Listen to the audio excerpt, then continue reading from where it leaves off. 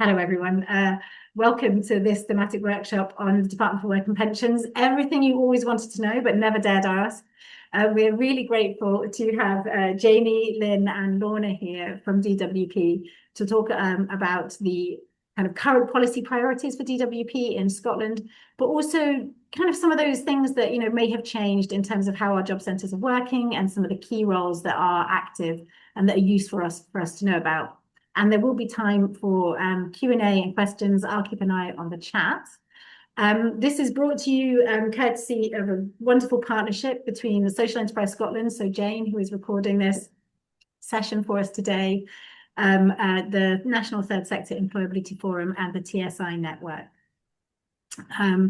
In terms of housekeeping, please stay on mute. There's quite a lot of us on the call, but do pop your questions in the chat. And Lorna and Jamie, am I right in thinking that there'll be space for people to ask questions at different points? Yep, there will. Yeah.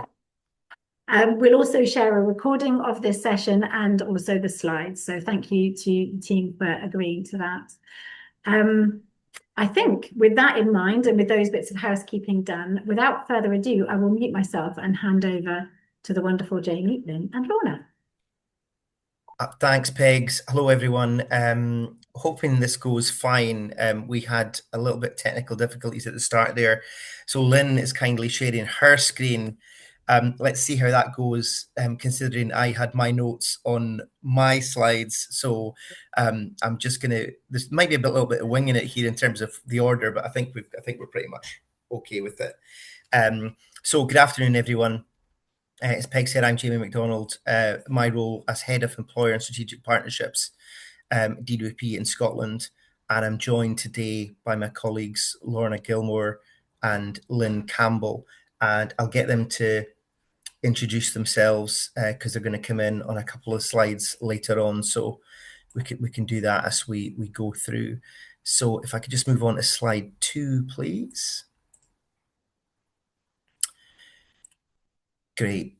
So yeah, it's a pleasure to be here today and talk to you a bit about what the work we're doing in Jobcentre Plus and how we're supporting people in the communities across Scotland. We've got a set of slides here that we'll go through. We have got about an hour, as Peg said. I'm not sure we'll take that whole hour for the presentation. I think that will depend if we keep on track, if we go off track or otherwise. But we'll certainly will have that time for questions at the end of this anyway. The main aim of this, as Peg said, is to kind of raise awareness of our Jobcentre Plus offer in Scotland and what we are doing. And it's important we can help develop amongst yourselves, amongst everyone in the audience here, a better understanding of what support is available within the world of employability and how it can benefit both service providers and the communities that they serve. So this session is designed primarily for frontline staff and managers working in third sector, public and private sector employability services right across Scotland. And it's great to see that we've got so many people on the call. Some names are recognised there. From diverse backgrounds and a lot of expertise, I think, in the virtual room here today as well. So I would encourage any sharing of experiences, comments and questions as we go into that session later on. We'll pick up any questions. As I said, we'll probably last about an hour, but we'll see how that goes.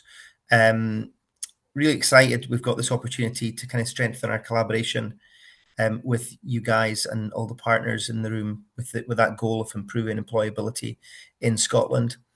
So let me give you a little bit of an overview of our work. So if we can move on to slide 3, please, Lynn.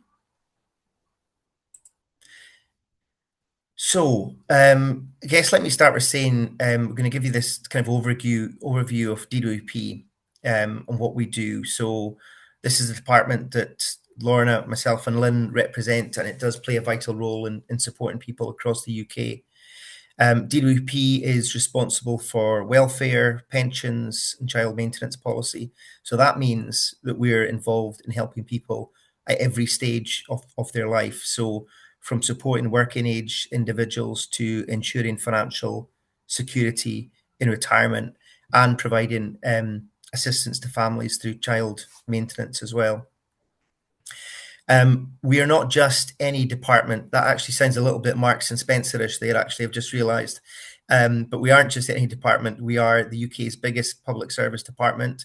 To give you a sense of scale of that, we administer the state pension and a wide range of benefits for working age people, those with disabilities, and individuals experiencing health. So it's huge. So altogether, our services reach around 20 million claimants and customers. So that's a huge responsibility and a clear indication of the impact that we as an organisation department have on people's lives. So how do we deliver these services? Well, we do this through several key channels. So Jobcentre Plus is one of the most visible parts of our work. And as many of you know, that is the part that helps people into employment and supports job seekers. And we also have the pension service, which ensures that older people receive that financial support that they're entitled to. And then there's also, as I said, child maintenance service, which helps separated parents provide for their children. On top of that, we work closely with partner organisations to make sure that our services are accessible and effective. So a bit about our mission then, if we can go on to slide 4, please.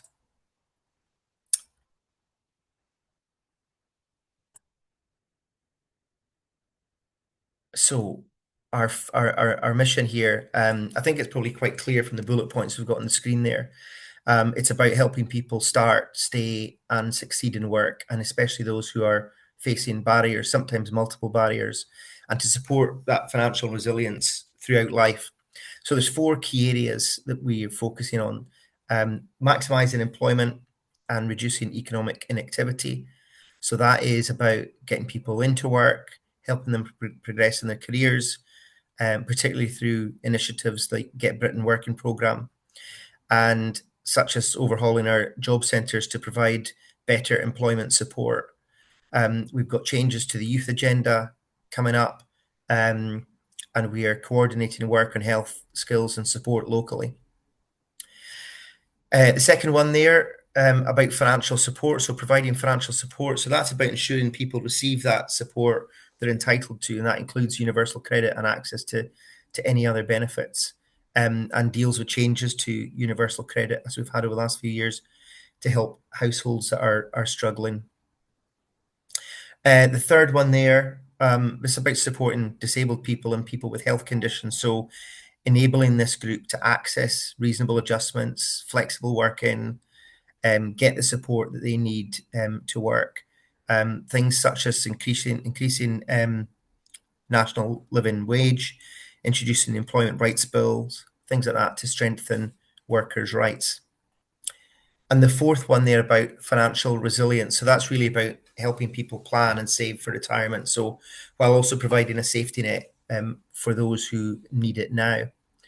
And that could be providing financial advice and support through initiatives that we've been running successfully, like our midlife MOTs. This is obviously guided by a set of priorities from our ministers, which I will outline here on slide 5. If you can move to that one, Lynn. So our priorities, that's our ministers there. Our priorities are guided by the ministers. And you'll appreciate there's been some recent changes in this space. It's meant a bit more changing of priorities than usual. And being honest, on the ground, we actually haven't felt too much impact of this. We are aware that there's a budget coming up imminently. I don't know if that will make changes here, but it'll certainly make changes into some of the stuff that's been operational. Milstride is the overall work and pensions, and then for our area of DWP, we are mostly impacted by the Minister for Employment there. And we, as a department and my team, collate information each week that goes on in terms of what's happening in the Scotland space there. We collate briefs for our Minister for Employment, and the focus that they have that in terms of Minister for Disabled People, Health and Work, etc., and the impacts in that space as well. While I'm on the structure here, if we could move on to slide 6, Lynn. I'm glad my slides are so far in sync. That's great. So underneath ministers there, We have got Peter Schofield and Barbara Bennett. So Peter Schofield is currently Permanent Secretary, Head of the Department. He is responsible for effectiveness and efficiency of the department's work and its spending, and he's also responsible for the leadership, management, and staffing of the department. And then we look at our particular area of DWP, Barbara Bennett, she was Bradley, I think, is the Director General for Work and Pensions and Health Services in Scotland. And she's for the whole of the UK. Sorry, she's for the whole of the UK. So Barbara is responsible for the day-to-day running of disability services, universal credit, and working age operations across the UK. And that's delivered via the job centres, service centres, and also the provision of all working age face-to-face services through the job centres there. And it includes our relationships with external partners as well. Okay, if I can go on to the next slide, please, Lynn. This is where it goes slightly wrong. Lynn, could you go to the slide that shows our area directors, if you don't mind, which is Margarita, Alison, and Audrey. I think it's just a few slides. Yeah, that's it. Perfect. Maybe come back to the other one. Sorry, I changed last minute without telling anyone the order because I thought it would run quite well with our structure. So this year, then we talked about Barbara and Peter Schofield in that space that they've got there at that national level. So bringing this down kind of further level, these are our leaders in Scotland. Some of you will have met these ladies before. You might be familiar with them. Margarita Morrison has overall responsibility for Scotland, and Alison is the group director for East and North. So that is from Highlands down to Forth Valley. And then Audrey McGee has Central and West, which is Glasgow down to Stranraer. And in addition to their roles, they've got some lead roles nationally, such as Margarita's got a lead for estates within our organisation. Alison leads on 50 plus, and Audrey leads on our visiting service. And there's also youth and health leads in there as well. Okay, so now, Lynn, if I could go back to that other slide. Oh, crikey, yeah, okay. Yeah, go back to that slide. Let's go with that. Sorry, Lynn. I'll come back to that one. It does make sense, I think. So what do we do in Jobcentre Plus? What is it all about? I think Peg said it's, everything you want to know, but you're afraid to ask. And, there may well be some more questions on this and we'll pick them up later on. So I guess at its core, Jobcentre Plus, as I've said, is about helping people move from benefits into work and helping employers find that right talent. And we offer tailored support for those who are not ready for work, and we work closely with employers to understand their needs for recruitment and retention there as well. So working with employers, it is crucial, understanding their requirements to fill the vacancies, working with them to maybe make vacancies more accessible to our customers, providing opportunities for our customers to access, compete for, and succeed and progress to work, and support people looking for work, whether that's like additional hours, second jobs, helping people with barriers to finding employability. Employment is a key priority for us, and supporting employees so that they can progress in their career as well. And through skills and training, helping people get the skills that they need to open up work and progression opportunities for them. And it's actually a really comprehensive package of some of the stuff we deliver and offer. I'm not going to go into all of it because I think Lynn's picking up some of this later on, but just to touch base on a couple. So sector-based work academies and pre-employment training, recruitment events are key for us, running those with employers, as is work experience to support job seekers build their skills, also work trials, and Find a Job, which is one of the UK's largest job search platforms. We make good use of our social media as well, local jobs through our social media accounts and linking them into national accounts as well. Access to work, which a lot of you will be familiar with. which also includes or runs along with that diversity and inclusion advice as well, and our flexible support fund, which we'll pick up a bit on later as well, and our rapid response service, which supports people affected by redundancy.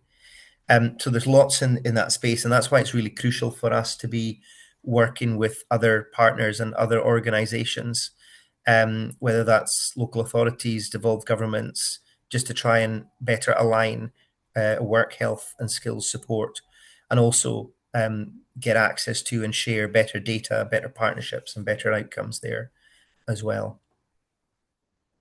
So, slide 9, Lynn, I think is our structure of our service leaders. Yes, great. So these are our service leaders across Scotland. So I explained in one of the slides earlier on, we've got Margarita, as you can see at the top there as area director, and then Audrey McGee and Alison Findlitter after that. And there's our service leaders within their respective areas there as well. We will share this out afterwards, so you'll get that, but it's quite good to put the names to faces, and the job centres that they're actually leading out as well in that space as well. A slight change for North, second to the right, just next to me there, in between myself and you and Halliday. Susan McPherson is the service leader for North Scotland. Susan is leaving the department she's just been on holiday, and I think she's back for a couple of weeks to tidy things up, but she is due to officially leave, I think, within the next couple of weeks, and a replacement for Susan will be announced shortly. Great. If we go to the next slide, Lynn. Yeah. So this is, I guess, some of our kind of key figures across Scotland here. And what that means in terms of the scale. I mean, you would see that in the previous slide, the number of job centres there under each service leader. So there's 84 job centres, stretching from Annan in the south to Lerwick in the north. And these are the backbone of our local support network. And supporting this, we've got around 1,000 full-time equivalent work coaches, and they play a vital role helping people move closer to work and provide that personalised guidance every day. Doing so with linking in with employers and partners and etc. in that space as well. In just a kind of snapshot, so in just 1 week, we delivered 48,000 appointments. To give a sense of how these happen, about 3 in 5 are face-to-face, which remains our most common form of delivery. Around 1 in 3 of those are by telephone, which gives a bit of flexibility in that space. And roughly 1 in 10 are via video, which is growing as a channel. And we've had real success in that video space as well, especially in trying to engage with people who are maybe more reluctant to engage or have challenges about engaging there. That's been seen as a key step to get them into our offices is through video. So quite a bit of success for that. When we look at universal credit, numbers are really significant there as well. 688,000 people in Scotland currently receiving UC. Of those, 62,000 are young people aged 16 to 24. So clearly highlights the importance of targeting our younger customer group there as well, especially given the challenges that they face in the labour market at the moment. So I think it's fair to say these figures underline the scale of our shared challenge and an opportunity, clearly, for us to work together to make a real difference to these individuals' lives there as well.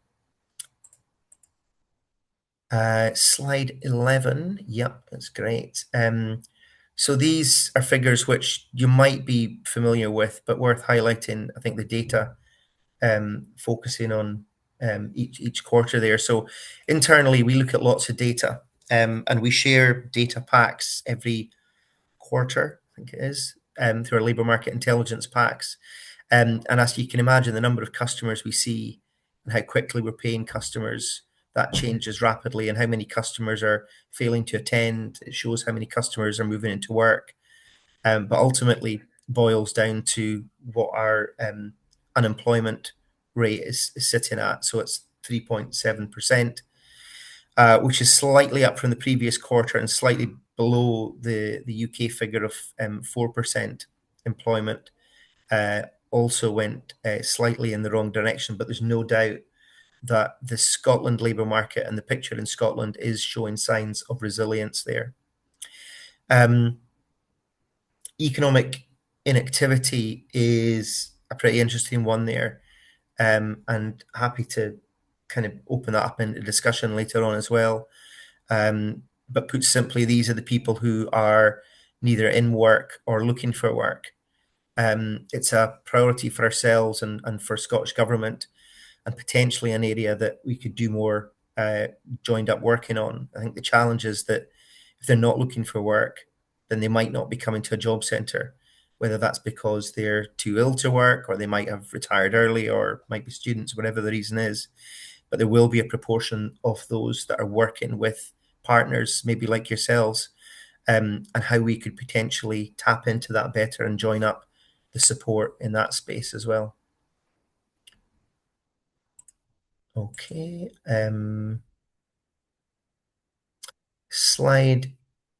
Next slide, sorry.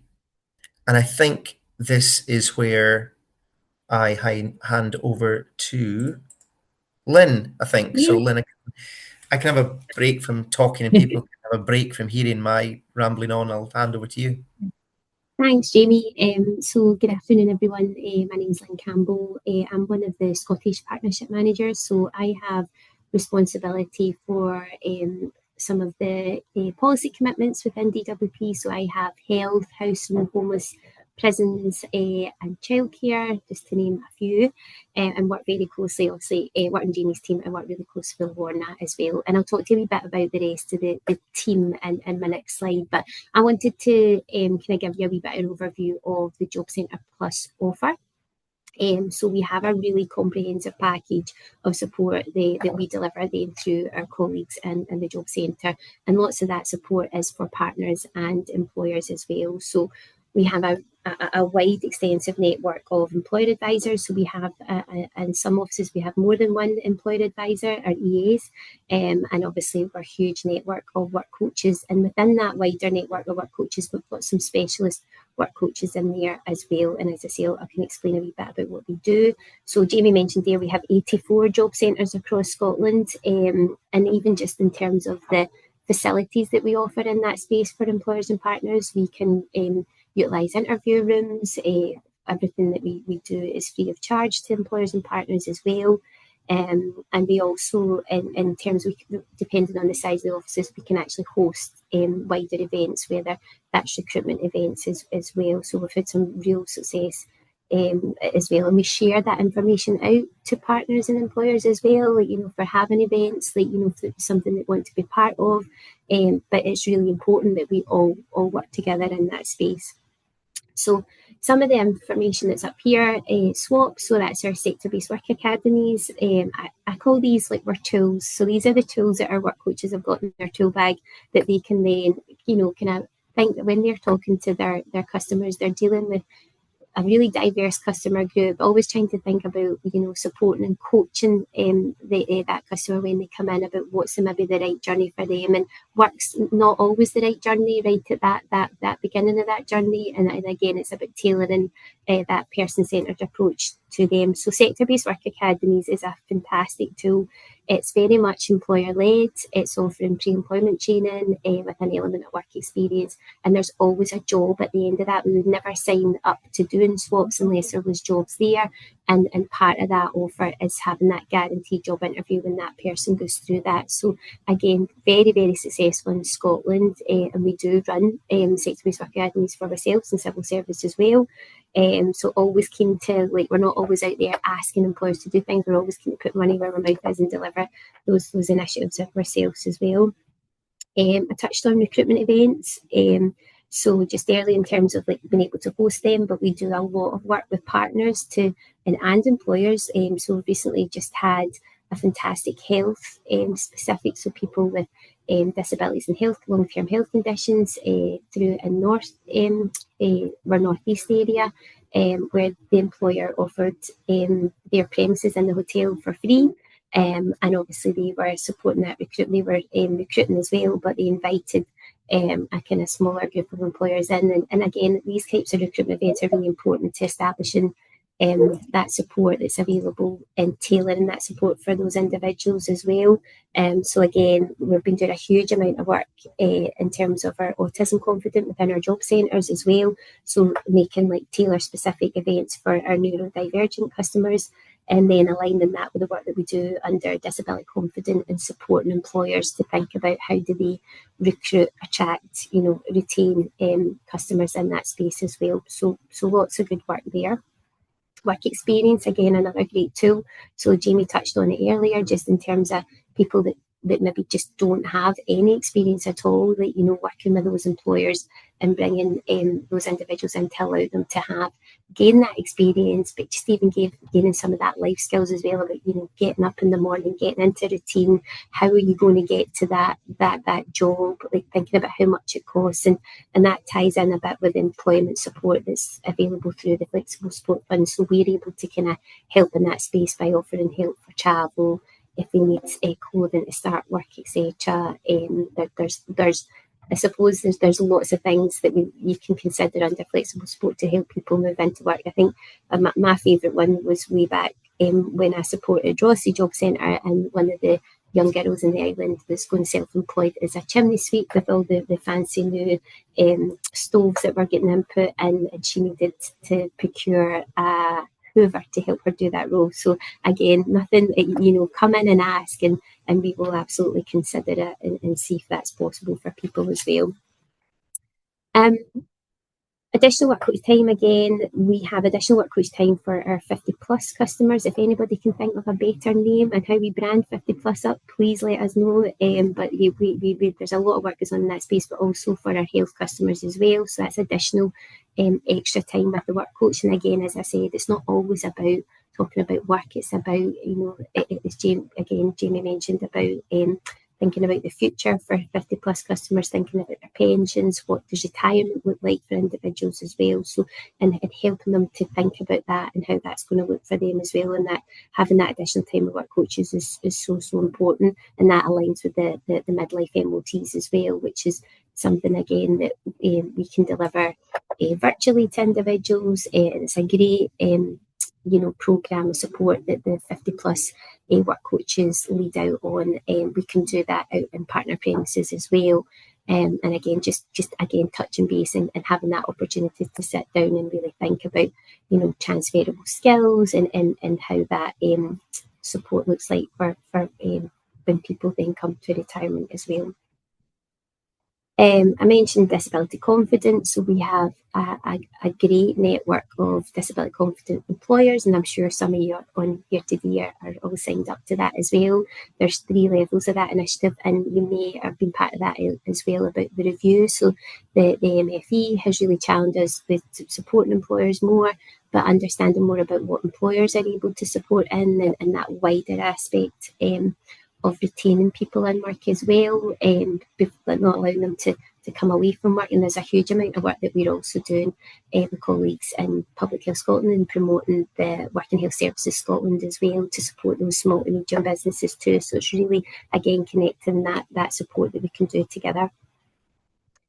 So in terms of then looking for work, so mentioned Find a Job, so that's a free job site, so employers can advertise vacancies on there. And we've also got our own internal managed jobs and opportunity tool where work coaches can match vacancies for customers. So when they're telling us in their claim of commitment the types of works they're looking for, we can really match those jobs up to them and support them into ensuring that their CVs are aligned to that role, and obviously getting that support and help with the interviews. And again, we don't do all that ourselves. We work in partnership with a lot of our partner colleagues out there in our local authority and within our LEPs as well. We have lots of partner organisations that co-locate in our offices. We work extremely closely with Skills Development Scotland as well. So all of that space, it's about not always our work coaches can do everything for those individuals, but it's really important that they're aware of what that landscape looks like and they can signpost the the right support at the right time for the customers. And as I said there, I also put the work coach brain. Our work coaches, you know, they're phenomenal at what they do, but they do have to be very adaptable to that change in when they're meeting people. You know, they could be seeing, you know, up to 15 people a day and constantly adapting themselves and thinking about what support and coaching that individual needs. And it's really important that they are aware of the labour market and the support that's available. So as I said earlier, they can support that customer through that journey. Again, we've mentioned the recruitments and job fairs. So again, it's about you know, signposting and helping individuals. You know, we do have a lot of people. Recruitment events can be quite nerve-wracking as well. So, you know, we have lots of support there on the day. They can be very busy events as well. And we make sure we've always got that support there on the days as well. Employer engagement. So as I said about EAs as well, we've got a huge amount of engagement that goes across from big and large national businesses to, you know, one-man bands, whatever support it is they need. That's why it's really important. We've got all the levels of engagement running through our team, and we also have the strategic employer partnership team. So we've got SRT there as well, nationally as well, and it's about that consistency of delivering support for employers and partners as well. Work trials, again, something really, really valuable. It lets people test out, like if that's the kind of work for them, if that's the kind of sector that they want to work in on. So the beauty of that is they can test that out for maybe a week or so.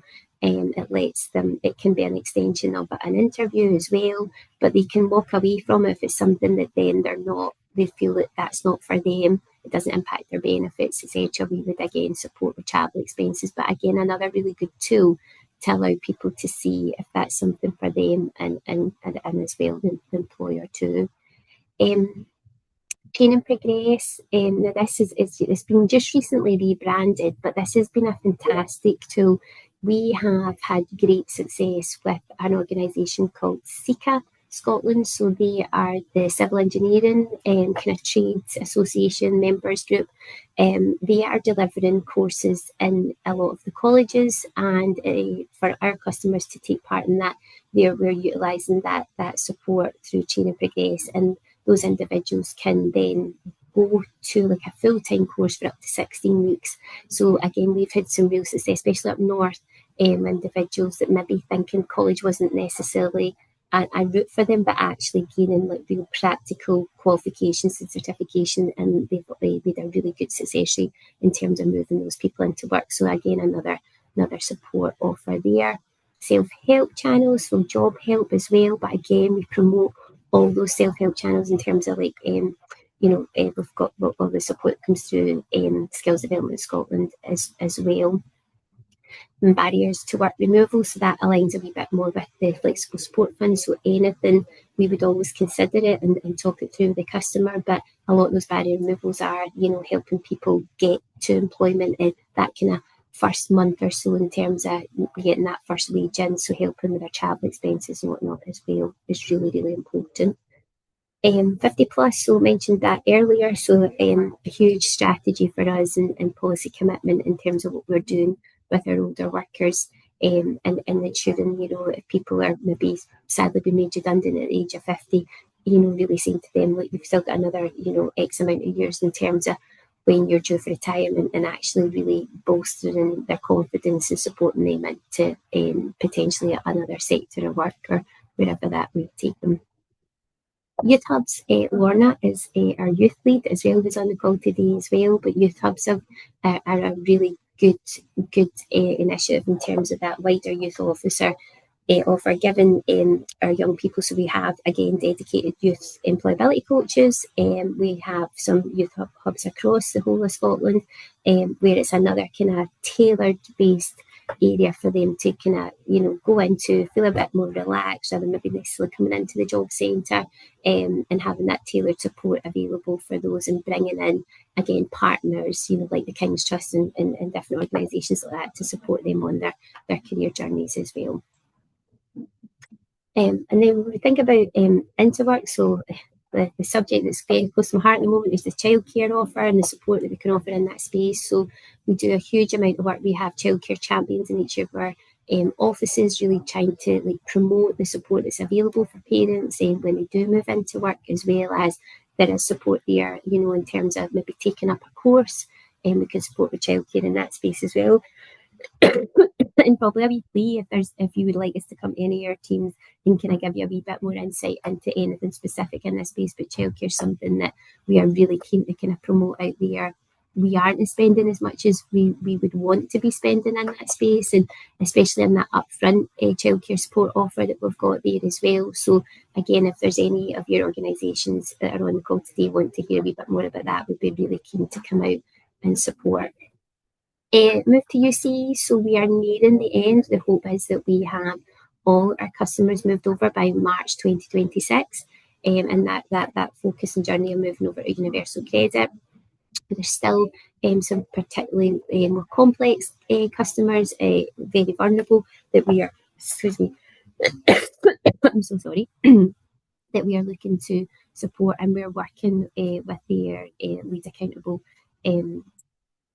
authorities to support them through that as well. And there's kind of real tailored support there in that space as we move forward. But the majority of those move to UC cases have went through really well, and we've had some really positive feedback in that space as well.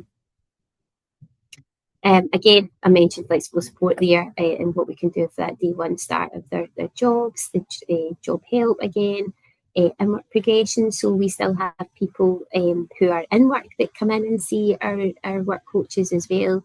And again, that is voluntary support, but I think it's very valuable. Again, some people might be taking up a role because it's definitely the sector they want to get into, but it's maybe not the hours that they'd hope for. And again, they can continue to get that support from their work coach. Sorry. Jamie mentioned access to work. Yes, it's that is being reviewed at the moment as well, in line with that kind of wider health and disability offer too. We are aware there are delays, and we have been constantly out promoting through our disability employment advisors. If you have anyone that you're aware of, then please escalate any issues that you have or any concerns through our DE network as well. But it is a fantastic support, and the support it offers to allow people to, get to work, to retain in work is tremendous. But we do appreciate we have got some delays in that space, and we are working very, very hard to reduce those at the moment.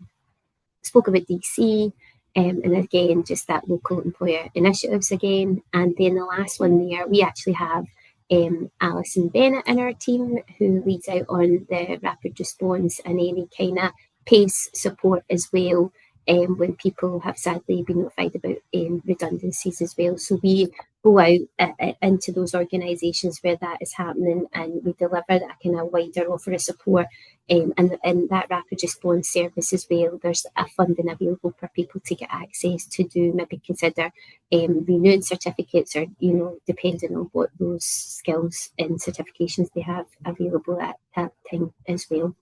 So that was quite a lot of information there, but happy if you get any questions at the end, we can talk that through.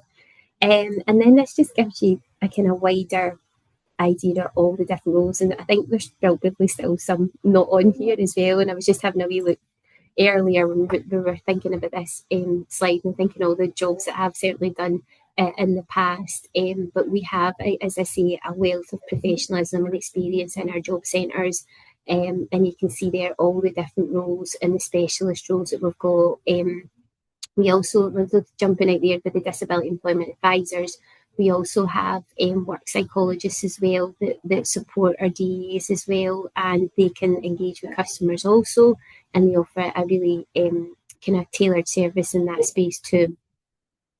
I mentioned that we've got prison work coaches, so we have 23 prison work coaches in the 17 prison establishments across Scotland. So they are out there in the prisons working with those who are admitted into prison, and then at liberation point as well. So again, really trying hard to support those individuals under that wider strategy in terms of reducing reoffending. So we have, again, part of my role is engaging with SPS, Community Justice Scotland, Scottish Government, working really closely with them to try and reduce that reoffending and what gets in the way and what barriers can we remove in that space for individuals leaving prison as well. We are very blessed to also have the Armed Forces Champions as part of our team as well, and they do a phenomenal job in helping our vets and supporting them. Some of them have got really complex challenges in helping them move forward. So we have got dedicated, trained Armed Forces Champions that, again, engage and have caseloads of veterans that they engage with throughout Scotland as well. Some of the people you might not have heard of before are our buyers, our DPS, our dynamic purchasing system buyers. They keep everything going in that space. They are very skilled again, but they do a lot of the work in the background in that space, and sometimes they're the forgotten few, but they do a phenomenal job. They get all those bids in, they have to score and read, and very detailed work that they do, but very important that they're doing it to help things progress at pace for us to then, allow partners to procure funding, to allow partners to come in and deliver for us to support our customers into work.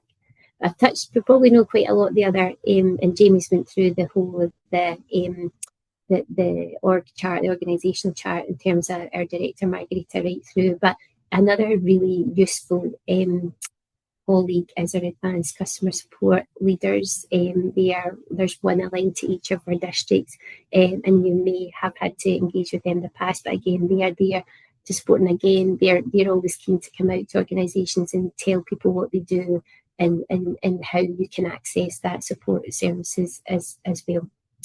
So that's me. I'll hand back over to Jamie. It's yourself. Trying to get off mute there. Thanks, Lynn. Just one more slide I wanted to come in on here before I hand over to Lorna. Just to say as well, I just want to say, Jamie, there is tons of questions coming on. I'm just everyone, keep them coming. We're keeping an eye on them. I'm seeing that. I'm probably being ambitious, thinking we might not take the full time. But hey, that's what happens once we start talking. We're off. So just briefly touch on this one really in terms of where we're aiming, and I guess this is about us aiming high. There's a bold ambition to reach 80% employment rate within the next decade. For us, that's not just a number or a target. It is about creating opportunities and tackling the barriers that will keep people, tackling the barriers that keep people out of work. So some of the stuff that Lynn's covered on there about reducing health-related economic inactivity there, closing that disability employment gap, supporting young people who are not in education, employment or training will be key, and helping them make the first steps into work or getting back into work, and reducing that employment gap for parents as well. They are absolutely significant challenges there in a consistently evolving landscape that we have. Our Get Britain working priorities are about unlocking the potential and building that diverse workforce for right across Scotland. We've got in the UK wide 7.7 million people of working age in the UK who are disabled or have a health condition. So there's also an untapped pool of talent there as well. So attracting, retaining and valuing these individuals is the right thing to do, but it's also good for employers and communities and the individuals.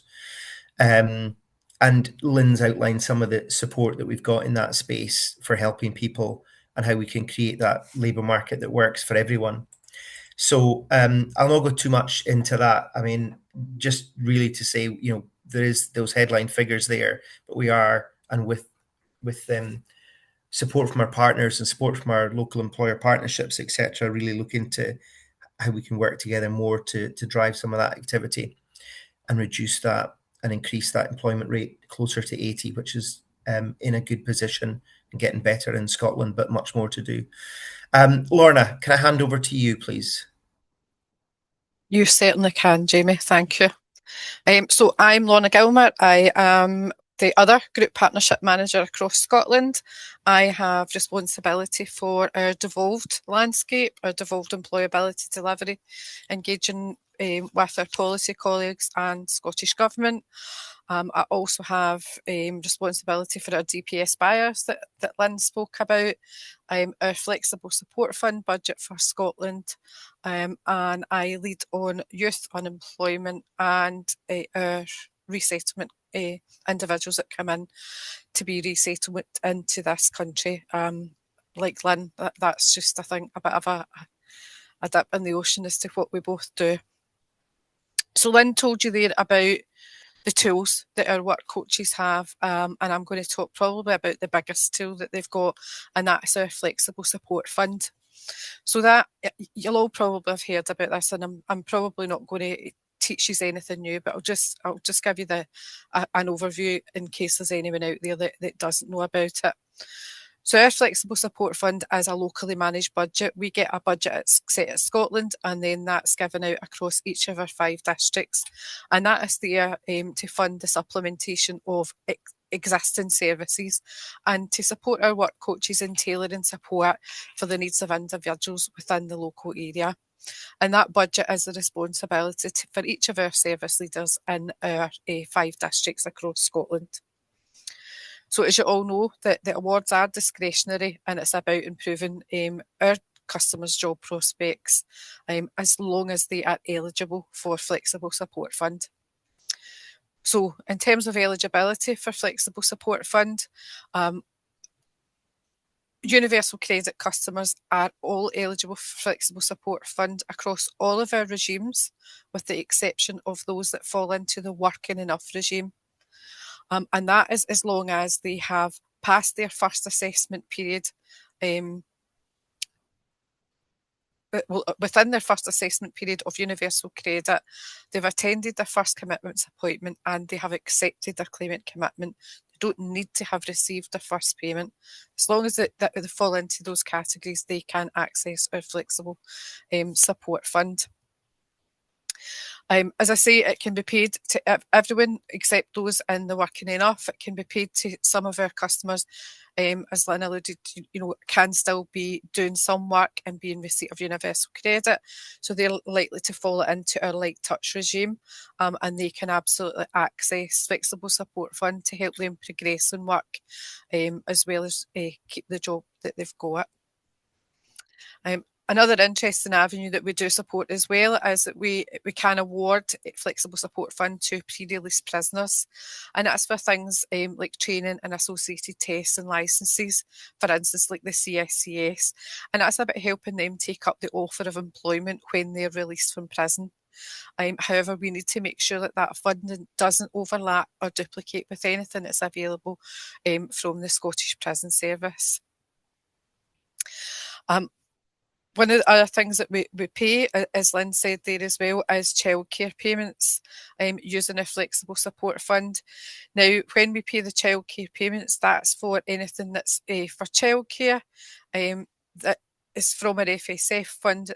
It's only to meet those costs that aren't covered by the Universal Credit childcare payments. For instance, that's the upfront childcare costs. A Flexible Support Fund, it's there to remove barriers. We pay it for our individuals to take up training, education, travel expenses to take up the training, travel expenses to start work, tools to start work, and digital devices to help them look for work and participate in various training. The biggest part of Flexible Support Fund that you've probably all been used to is our DPS, our Dynamic Purchasing Scheme, and our LVP, and that's where we use our contracting to go out and we purchase training either for an individual or for a group of individuals to remove barriers to help them move into the labour market. Now that can be for a variety of things, from right at the very beginning of their journey, about confidence building, about supporting them, overcome social anxiety, things like that, right up to putting on training for SIA badges, CSCS, hospitality, things like that. The whole gambit of that is there.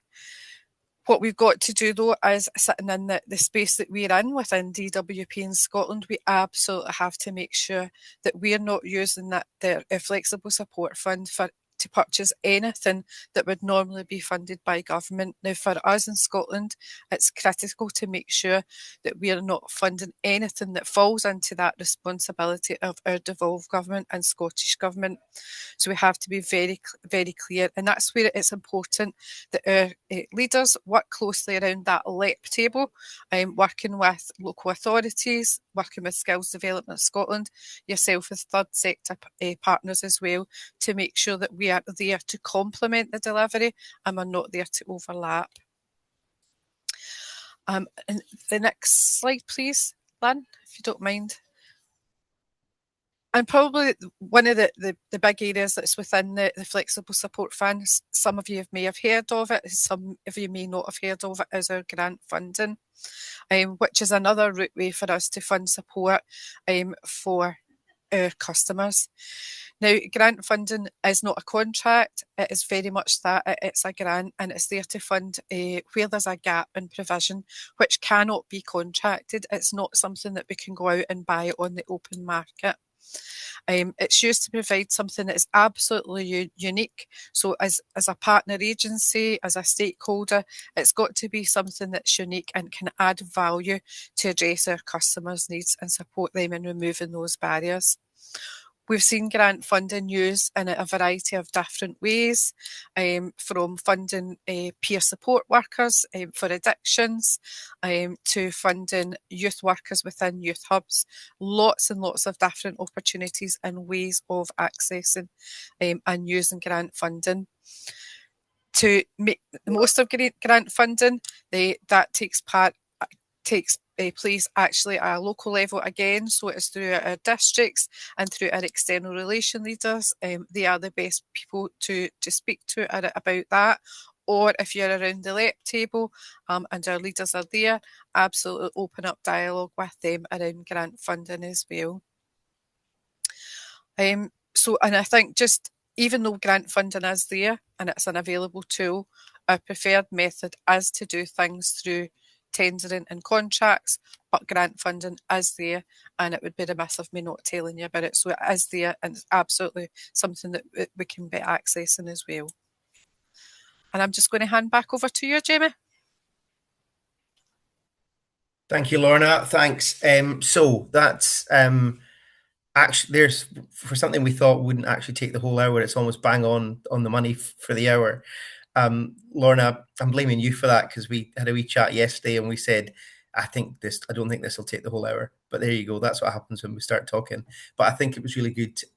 Hopefully you found that really useful, the information that we presented there to you guys.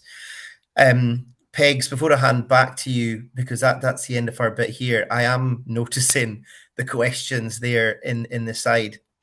And there's a couple that I've replied to really quickly. Certainly one, anyway, I replied to really quickly on DC.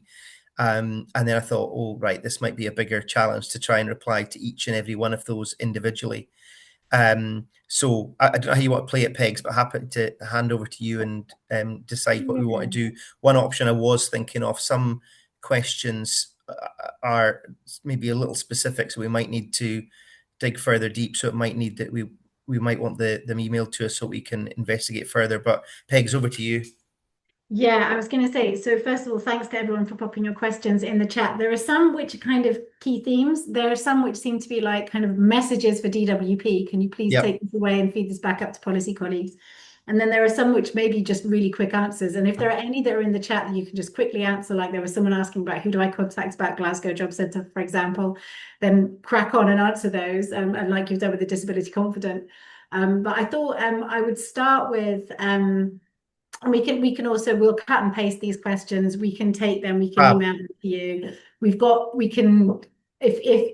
there are somewhere it's kind of like you need a bit of time to think, we can send any responses back out to the whole group. I don't know also what your feeling is about sharing email addresses, but that's also another way. So yeah. So I think first of all, huge thank you for that comprehensive coverage, and also and kind of picking up on some of those useful key points that I think it is really important everyone knows about. dive in with Lorna May, who was hot off the press, and she may want to unmute and ask this question herself. But the question is very much around getting people into being childminders. So they're self-employed, they get a grant to help them with their business startup costs, but then they have an issue with actually taking that grant on and how it might impact on their universal credit, and how to manage that. And that's been kind of thumbs up by a few people, as a kind of a key issue. So Lorna, hopefully, have I done that any justice? Yeah, that's perfect. Thank you so much. Thank you. So yeah, I don't know if anybody could come in on that one, Jamie. Great. Lynn, Yeah, I'd probably come at it from, so we are working with Scottish Childminder Association, Lorna, so I meet with Millie regularly from your team, but this hasn't actually come up to me, so I wasn't aware this was an issue for people going self-employed. We do have self-employed work coaches, and I know that they're encouraging customers who are going through that self-employed journey to take up grants. So I will take this away, and can I get more clarification on that in terms of when it is a grant like that to help them start their business up, because we know we've got people on that journey, not just becoming childminders, but we've got other customers setting up their businesses, and there's grants that come in from other. So I think as long as they're supported and registered with the self-employed work coach, we can absolutely support that. So yeah, I'll come back to you with a bit more clarification on that, just so that you're fully aware. Thank you. That'd be really helpful. Yeah, no bother, Lorna. And I'm going to try my best and copy and paste all these just so we know exactly. But I'm not looking back through pegs, but yeah. I was going to say, because I think there's a few others that have said, yes, me too, that's the thing. So yeah, there's a few there, yeah. And I think one of the things, and recognizing there is 1,000 work coaches, and one of the things that comes up is also sometimes, and I remember this from when I was working in Five, not all work coaches are 100% up on all the policy stuff and everything that they need to know, and sometimes it can be really helpful if, as a support organization, local authority or third sector, we're able to say, actually, I think if you ask about this, your work coach, actually, I think that can be really helpful. So actually kind of raising awareness and knowledge outside Jobcentre Plus could also help inside in a weird way. So that kind of segues nicely into a point that was made by a couple of people around consistency of work coaches, and that being particularly difficult for people who are affected by autism and neurodiversity, that if you're meeting a different person every week, that that can feel quite unsettling, and also kind of maybe slow the ability to build relationships. So is there anything that can be done around that? Yeah, I think having been in the service leader role before, we're managing a team of work coaches in the north of Scotland. I know, and I'm just talking about my own experience, and Lorna, Lynn, feel free to come in, but I know there are challenges sometimes in terms of resourcing, in terms of absences or whatever, that sometimes it is unavoidable that they don't have the same work coach that maybe they saw 2 weeks ago or whenever it was that they were last in. But I do know that we make efforts to address that, and each work coach does have a caseload of customers. Sometimes those will change, I think, depending what that work coach is doing, or job roles, or people move in. But we do try to stabilise that to ensure that it is the same individual. But I think the message I'm kind of taking from that away is that I think there's something for ourselves to look at. If we're changing that, if we're changing the processes that people are being used to, we need to ensure that we're thinking of the bigger picture and the customer impact in that as well when we're moving people, if that is what it is, and that's factored into account. So, because I think that is crucial in that case there, we need to be aware of it. And if it's unavoidable that we are moving, then I think it's how we explain that to the customers so that they're aware and supported with that. Yeah. I think that makes a lot of sense, and that for some people that's going to be much more important than for others, and being able to kind of have that insight sounds really important. Thank you for sharing that question. Is everybody okay if I'm going to try and rattle through and kind of pick out, but if you want to unmute, put your hand up, then we can also come to you as well. I mean, I guess associated with the work coach question, there was a question around people who have moved, been relocated, and being able to change their job centres at short notice and so on, and how easy that is to do. And also, so I'll put two together. There's that one, and then there's somebody asking about if somebody's been sanctioned, how can we get them back in touch? You know, once that has, how can we reconnect and help build with that? So maybe two connected but different points. I've posted on that to Carolyn about, so on everybody's journal, their account, their university account will tell them who their work coach is. And if somebody has been sanctioned, they should contact the job centre, like, you know, immediately. So if that you're a partner organisation that supports someone, then yeah, you can absolutely help them. Sorry, Lorna, I think I think mine's is a delay because I've just seen Lorna's put a note on as well. But yeah, we should try to, we've done it at the exact same time, sorry. Yeah, they should really notify kind of immediately after, and sometimes going into the office, if you are, as I said, if they're a partner, going in with them to kind of help them understand, because that is like the absolute last thing that anybody wants to go down that route of sanctioning. None of the work coaches want to go down that route with any customer, so it's really important then that if they are struggling with their digital claim and they're not able to manage that, they can switch, like, you know, there's telephony claims there as well to support people that aren't capable of managing their claim digitally. So it's really, but it is really important that they stay like kind of in contact with us. There was a question around the digital versus telephony versus people. I don't know if the person who asked it, I've got to try and, Liz, I think. Do you want to kind of come in on that with a question, because that seemed to be quite important that people transition to UC. Yeah, sorry, camera's not working as usual. It's just we're seeing lots of clients. We were told by the job centre that they'll absolutely see vulnerable clients at the office, and that's what they're funded for, because they took the funding away from a lot of advice agencies. But we're getting clients turning up and saying that they're just being turned away, and I don't know if that's a resource issue with local job centres or lack of training. But it's a lot of clients that are really vulnerable because they're coming off employment support allowance now and migrating. And then we're getting rent arrears because they're having gaps in their benefits because they're struggling to read letters and act on them. So it's kind of, how do we link in with local job centres and try and get a solution? I'll come in, Liz. It's interesting to hear that. I probably need to understand more. I'm not asking you for now, but maybe we can pick it up separately about maybe what areas we're talking about, what locations we're talking about. We are absolutely wanting to bring the customers into the office to see them. And if we can't do that, then we're defaulting to video. And if we can't do that, then it's telephony.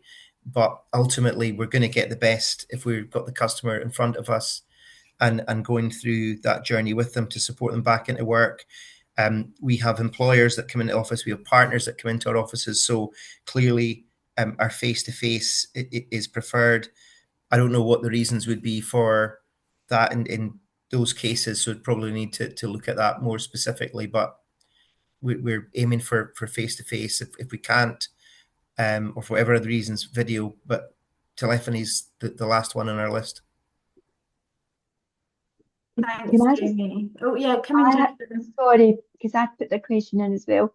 I work with vulnerable and homeless people, or people that are nearly homeless, and they don't have access to the internet. A lot of them don't have mobile phone at all. So when you're migrating, it's an absolute nightmare from ESA. And to get these people into job centres as well as you can imagine, is very, very difficult. And these people are already marginalised on our society. Therefore, I mean, I've just dealt with a case at the moment that there's been the person ended up with £3,500 debt for rent arrears that he shouldn't have been, because of the system, basically. The system's broken, really, for broken people, if I can say that, you know, because it doesn't, for the majority of people it works, but for the broken people that probably it should work for, it doesn't. Yeah. And I don't know what the answer is either, but I mean, you guys are the expert. But I mean, I'm when I'm on the phone trying to do a migration, I mean, I don't mean this to sound offensive, but it's terrible. It's rude. It's they have no patience. It's actually terrible what I've had to deal with when I'm trying to migrate people over. When I go into the Scottish job centres, it's completely different in Glasgow. They are lovely. They treat people with respect and dignity. But it is really bad out there. Sorry, I Yeah, didn't mean that to come across as a moan. I no, just wanted to. not at all. So I think there's a few things to take away from there. I mean, what I'd be really keen to know about, because we can pick this up with our customer experience team as well, as like specific issues around that. And I think so that is key for us to have those kind of specific issues so that we can go back and address that. And if there's learning or whatever, or if it's communications, that's going to be key for us to do that. We have sessions with our teams. I think it's a quarterly session where we look at cases where they have gone wrong or not been dealt with, and some of the ones that are examples that you've explained there. And so we actively look at how we can make that better and improve it. So I think for me, it's knowing probably some of the examples around that or cases that we've got in that, so that we can actually take those back, and not in a just you're saying there, like, how do we work together and how do we address this, but also how do we look at what the impact that's having on individuals. If it's okay for me to underline that, I would just say, without taking up too much time, that it's quite distressing as an advocacy worker working with people who, once they've migrated, are not able to manage the new system. And I am finding that I can't tell you the depths of complications that we're coming across in terms of what that means for people, and where I'm trying to go to anywhere to ask for additional support for that. So yeah, like, I think a dialogue could really be, and again, it probably is it's not what all this conversation has been about, and it's maybe not a huge percentage of people, but it is happening. Yeah, no, thanks, Rach. I think there's a few things I'm picking up, and also from the conversations there as well. Somebody had mentioned that, sorry, it's gone now. There's that many messages, but somebody had actually said, would it be useful to have some sessions like this, but maybe actually in pegs, we can maybe get together after this and look at what are some of the recurring themes here. And I think as a group, maybe look at, and Lorna, Lynn and I can take that away, but Pegs, it'd be good to work with you and the team in it, is what are the key specifics, and what can we do to terms of get some kind of stakeholder group together to look at the challenges there and how we work through them. And you know what, sometimes that will be about an understanding of the processes, or a better understanding of that, or looking at ways to potentially influence where we could make improvements in the future. So I think if I'm picking that up right, it would be good to do something separate to this in the same kind of format, or more of a kind of working group or something. I don't have the answer for that right now. I think that sounds like a brilliant offer, Jamie, and definitely really important. I mean, one of the things that I just always remember from working in Fife, and it's coming up in the comments here, is like, and it makes sense, right? With 84 locations and 1,000 staff, there's always going to be amazing practice, and there will be certain places and spaces, or even individuals with places and spaces, where things aren't working as well as maybe we'd like them to be. And what I'm hearing, and which is absolutely great to hear, is just the ability to kind of connect and pick up the phone and say, actually, this problem has arisen. And I always used to say in Fife, like, if you can get hold of the manager, tell them, because I bet they'd want to know. Yeah, absolutely. And I'm thinking there as well, I've seen the message there about not much luck contacting work coaches through the journals. Mm-hmm. And I know from sitting in on a site and being in that service leader role, that if somebody had come to me with that, I would have said, who's the customer, who have they been trying to contact, and we'll fix that, because or understand the reasons behind it for sure. Yeah, I think sometimes it can, so it's there's a lot of really wonderful energy to try and get the system working, or to deal with problems within the system, and in the main there is a lot of good stuff happening, which I think is, and it is really good to hear. And also remember that, because we tend to focus on the difficulties. One, as Lorna knows, one of my favorites being DPS. So one of the questions, and we're kind of coming back to kind of maybe the more employability end of it, there was a couple of questions about funding. So one was around swaps, and can local authorities or providers even connect up with DWP to help deliver swaps? Like, how does that functionality work? And then another one, which was around the funding for young people, which I think someone has answered, but maybe if we could pick that one up on the call, I think that would be really great. So, you know, how do we join the dots on those things? So Yeah, I can come in. Lorna, when you go. Yeah, I can come in on that. So absolutely, that's where we want to be, is around that table, and working collectively with our stakeholders on swaps. That is what swaps are about. It's about that collective approach, about getting our individuals ready for employment. We actually actively try to engage with employers and encourage them to fund the swap, so that they're funding the right training for the people to get them into their employment, and the hope of being there, you know, significant job outcomes at the end of it. These discussions should be taking part around the LEP table. I'm conscious that some of our LEPs don't meet as regularly as they should. You know, so we can put you in touch with our external relationship leaders in each of our districts to engage with them in swaps, or we have a team, a task force team in Scotland as well, where we can get someone to engage directly with anyone that wants to talk about swaps and how we can get involved. And there is a plethora of funding that we can access, you know, to look at if there is funding needed in terms of swaps.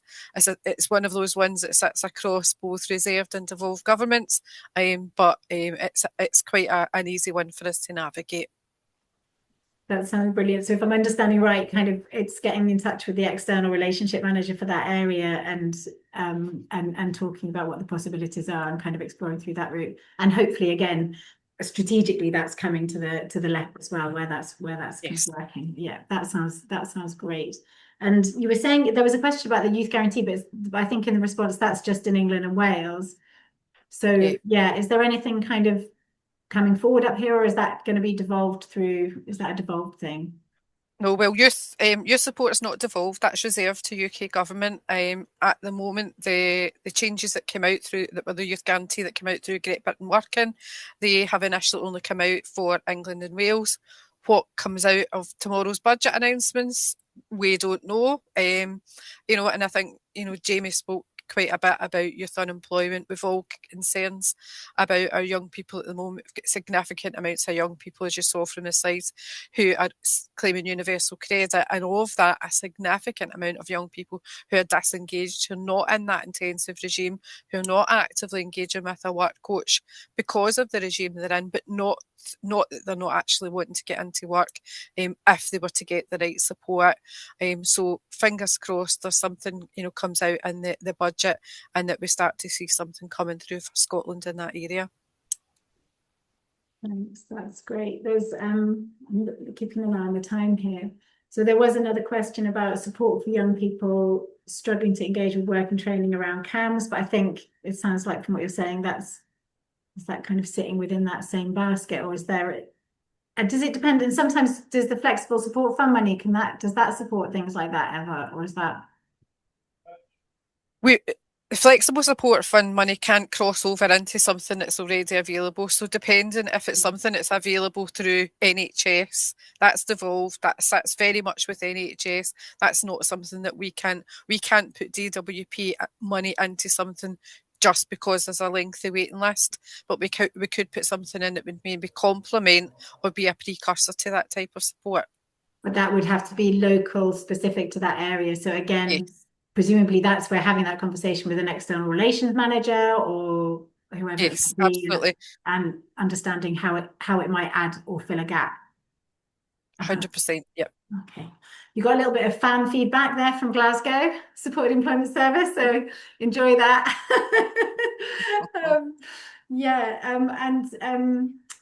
There's a question about funding, travel expenses, vocational ESOL, all of these things. So that's an important one. And I'm not going to do the access to work. It is difficult to access. There's a whole working group on that tomorrow. But there was also something about so that there's those bits of funding. The other bit I wanted to flag, you've mentioned about the DWP psychologists, and I just want to say, like, having worked in the health and disability sector in Fife, how incredibly beneficial that service was for some people who were really struggling and sort of caught in a loop where they were not able to make the transition to work, but really wanting to. And so, yeah, I just wanted to give that a little bit of a fan feedback. But yeah, so anything around the funding around travel expenses, vocational related ESOL and so on? Yeah, so that's something that we would consider as part of our flexible support fund through the barrier removal. If it was something that, you know, the individual was undertaking to remove a barrier to take up work, and all the things that are down in that question, you know, the ESOL, the sector specific training, that's all about removing a barrier to work. So absolutely, we would look to support with the travel costs to support that individual take up any of these placements. But again, it's that caveat of making sure that it's not available from anywhere else. One of the things that we quite often do when we contract out through our DPS is that as part of that contract, we build in that the provider will make those expense payments. So we just need to make sure that we're not duplicating the funding in any way. Yeah. There is, I'm going to open the floor quite soon because it's getting impossible to keep track of all of these questions in the chat for the last like 10 minutes. If there are people that feel like we have missed your question or you want to follow up on anything that's been said, maybe can I ask you to put a hand up and we can just field those for the last sort of, 5-10 minutes. Great. Thank you so much. And again, it just sounds like a lot of this communication, picking up the phone, sharing the challenges.